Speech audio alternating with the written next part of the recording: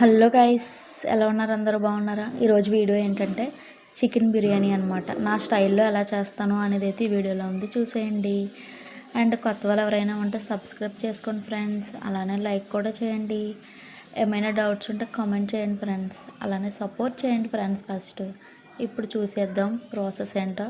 First అయితే నేను onions అయితే కట్ చేసుకున్నా, ఒక 4 మీడియం సైజ్ ఆనియన్స్ కట్ చేసుకొని ఇప్పుడు ఆయిల్ అయితే పెట్టుకొని ఫ్రై చేసుకోవాలన్నమాట. ఆనియన్స్ ఫస్ట్ చూసారు కదా, ఆయిల్ అయితే మరిగిపోయింది, ఫ్రై అయితే చేసుకోవాలి.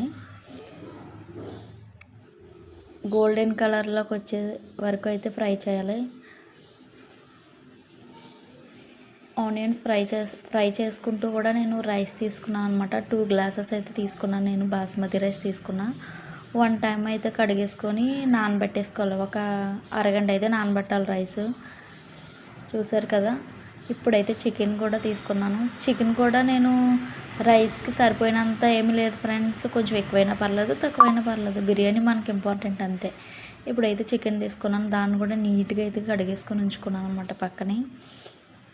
చూసారు కదా, ఇప్పుడు రైస్ని కూడా నానబెట్టేసుకున్నాను. ఇప్పుడు అంతలోనే ఆనియన్స్ కూడా ఫ్రై అయిపోయినాయి అనమాట. వీటిని కూడా నేను తీసేసుకుంటాను.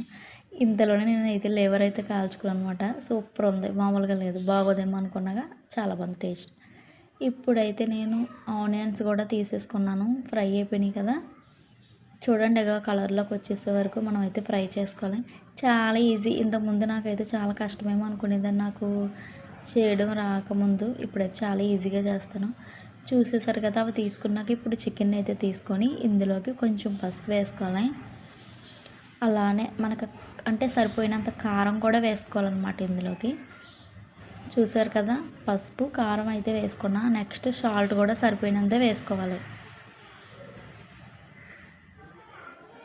ఇప్పుడు అందులోకే కొంచెం నేనైతే గరం మసాలా పౌడర్ అయితే చేసుకొని ఉంచుకున్నాను, ఆల్రెడీ ఇంట్లో ఉంటుందన్నమాట. అదే వేసుకున్నా, కొత్తగా ఏం చేయలేదు తను బిర్యానీ కోసం అయితే. ఇప్పుడు అది కొంచెం వేసుకున్నాను. నెక్స్ట్ నేను